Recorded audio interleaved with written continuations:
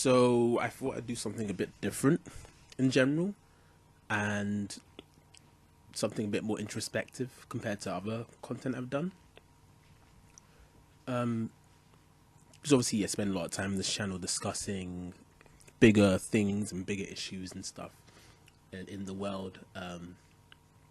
But hardly take the time out to think about who I am in relation to those things, and I think that's very important. In order to really assess who we are and what we as individuals can do. What are our strengths and weaknesses? What are the things we need to solve within ourselves? So this is like who am I kind of video. I started off obviously these images of like the first two pictures I edited. When you're like 14 and you're in the Mac room.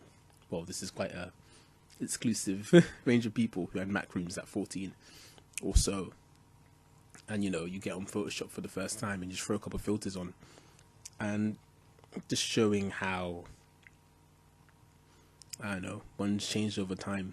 Like I can't remember, these are like 8-year-old images, and I think I was harked back to around that point, 2009 or so, when I first tried to change for the better and try and improve as an overall person. So I look back at these with a bit of like amicability, of course. Amicably. Ugh. But yeah, IVI in essence, the concept of the name itself is based on the idea of me being against myself. So the I is the person, you could say the ego and whatnot, or whatever. And then the balance between that and the things you see in the world. So like who I am versus the world around me, the things I interact with, I see, and how I react to things. There's that constant running idea of challenging oneself, and also how you appear to others.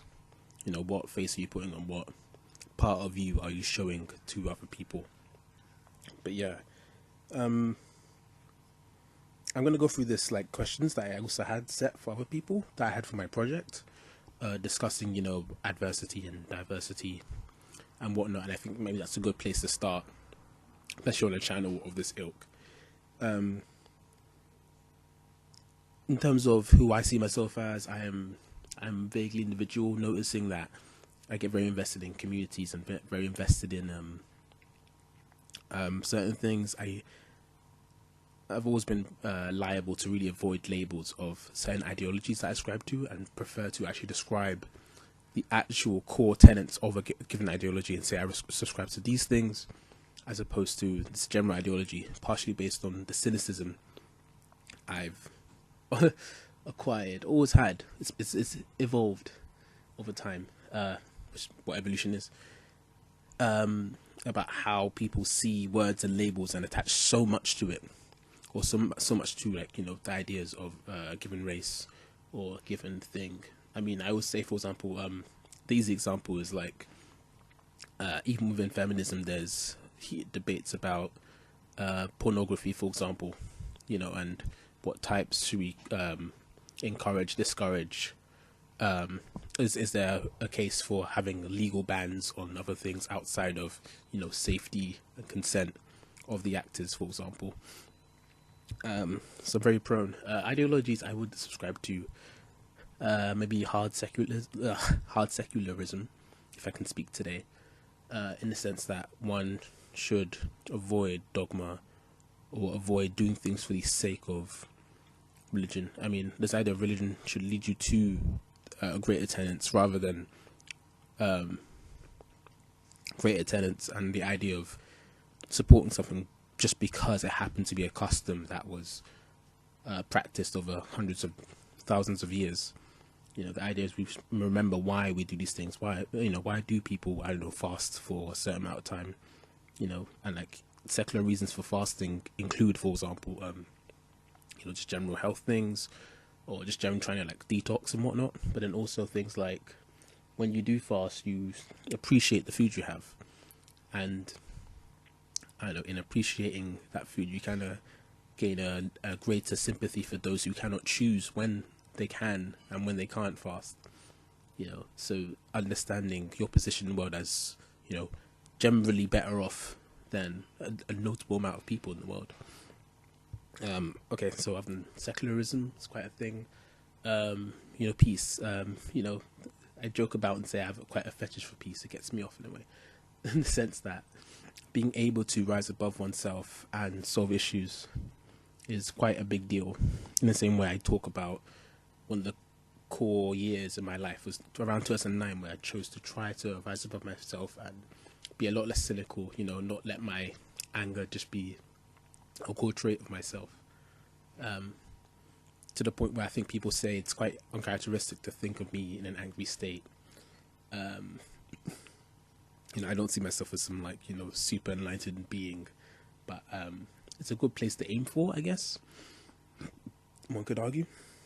I can't really think of other things other than that general thing, being competitive and trying to be quite intense and passionate about things, and really trying to give myself to a cause, or give myself at least to the very smaller things. I think my type of activism would be more the very case for trying to normalize things, normalizing balance of social, or balance of, child rearing, labor, or balance of, when you talk about, say, diversity, trying to really just make sure things are accessible for people to truly have the choice to get into whatever industry they want to get into. The classic one is things like women in STEM, and the fact that they have been involved in STEM. They were involved in the moon landings for decades, and the idea to continue normalizing that process so it doesn't feel like it's a cause for celebration just because certain quotas were met. So yeah, very big on normalizing things, and as a manner of long term, because that's the idea. The long term goal is that these things that we aim for in society are to be very normal and very commonplace, in the way that I myself can get on a PC right now and just record for 15 minutes because I don't have to work 15 hours a day in order to live in a ghetto somewhere, for example. Talking about who I am and how I aim to impact the world is maybe that idea of just trying to be very open and accepting of persons, which often leads to a quite interesting point where if someone says something quite belligerent, or say like racism, for example, I try to really analyze and understand as the first point. So I may not necessarily challenge them, although one would argue that I ought to challenge belligerent statements like that.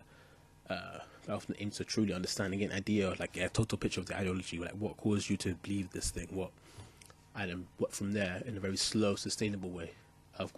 Maybe because I know in part that other people are the complete opposite, that they don't have much tolerance for nonsense like that. So I like to offer that alternative, and I think that's become a big part of my character, just being alternative in itself, being an alternative voice or alternative reaction to things, and being part of the bigger circle. So see myself as an individual, but only individual and only most valuable when part of a given community where other people are different and they react differently and they regard each other differently. Otherwise I'm just another guy, I guess. I'm talking about the world in itself and how maybe, like I said before, being negatively affected just by the things we've seen, endlessly seeing conflict. But obviously, if you look for something and you have this narrative in your head that conflict will always exist and certain things will always exist, then it's often easier to see examples of that. Seeing relationships break up within myself and around me, or just seeing the same recurring actions that lead to global warfare, for example, over resources, but sometimes just straight ideology. Or I always say, at least something like World War One wouldn't happen today because we're a bit too broken up and too individualized, and we won't unite behind some monarch or unite behind one religion, really, at least not in this part of the world or most parts of the world, really, to the point where it's kind of interesting how I say that. Like, it's a positive that the reasons for these 16-year-old kids going to fight in some field somewhere are decreased, but on the other side, there's that other side of the lacking community spirit that comes with that. It's like what you could argue maybe the slightly positive parts of nationalism, you know, feeling like you're part of a group and feeling like there's something like a common ideals and stuff, you know. So it's the both sides, you know, how people are more locked off, but then also everyone's so individualized that no one can really group together. One hopes to form or to really, you know, coerce millions of people to go fight in some hot war somewhere, you know. So really, terrorist groups are really maybe the future. Like, you know, government, non-government groups and non-government smaller groups are probably the future of warfare, you could argue. And that's probably the scariest thing I think about. In the interviews I had with other people, I always thought, what is the meaning of hate? And, you know, although I ought not to reveal my answer, I feel like obviously the easy answer is things like, you know, maybe as a contrast to love and this idea of, you know, I see love as this overriding factor. Like there's certain things that may get in the way, or maybe, you know, a turn off for a person. I know something as silly as like, one thing that really pisses me off is like when people I live with, they leave food on the plate and then put it in the sink. So then the sink gets clogged up with food when I do the washing up because no one else does. Of course, I would say that about myself. So then I have to, you know, do this whole ordeal that can be completely solved by just moving your wrist 3 times to scrape the plate into the bin, you know. But if I was to love someone, I would either go to them in a very understanding manner, or I wouldn't mind as much. I'd almost let it go. Actually, I probably wouldn't let that go. But, you know, in essence, love is this mitigating factor in the same way that hate can also be this mitigating factor. There's the classic example of, I can't remember, was it Goebbels getting photographed, I think, for Time magazine, and he was smiling, and then he finds out that the photographer is Jewish. And this idea that regardless of whatever amicable exchange they may have had prior to that moment, the second he realizes he's Jewish, it ruins all of that, you know. And it's the idea of, you know, love and hate in that kind of yin yang thing, if you're going to go for cliches and whatnot. But generally, I feel, at the very least, when I talk about progress and ideas, is that we can all do a bit better. Maybe because I've seen myself progression. So to go from there, I think, well, I just have to go from there. I don't know what else to really say. This is more of just an idea of identity in order to maybe invite other people to speak and think about who they are in society and maybe what impacts they've had on society and what impacts society has had on them, you know. But I am IVI, crying out for a hero, but looking for that same hero within myself. Stealth in wealth or left out on the shelf, I believe the least you can do is help yourself. Bars.